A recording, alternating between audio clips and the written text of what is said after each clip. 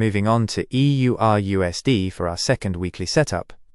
We have a clean textbook break of structure pending on the hourly chart, making this easily the highest probability setup for the upcoming sessions.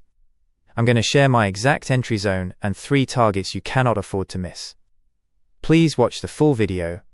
Analyzing the current market structure, EURUSD exhibits a clear bearish order flow on the 4-hour timeframe, characterized by consecutive lower highs and lower lows.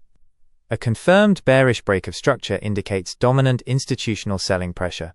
Major premium supply zones are established between 1.1645 to 1.1660 and 1.1765 to 1.1785, while sell-side liquidity remains exposed below the current lows, drawing price toward lower demand arrays.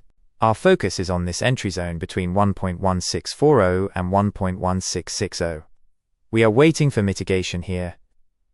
Once price action confirms institutional rejection within this supply distribution, we can expect the move to start, targeting the resting liquidity below. Managing risk is paramount.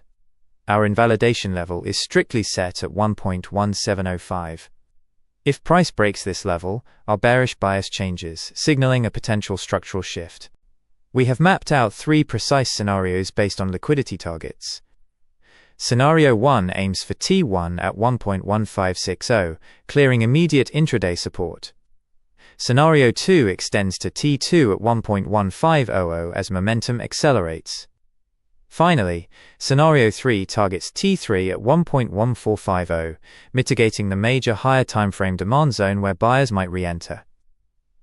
Alternatively, a counter-trend institutional reaction could emerge from the 1.1450 to 1.1470 entry zone. Utilizing an invalidation level at 1.1410 to target T1 at 1.1560, T2 at 1.1640, and T3 at 1.1760.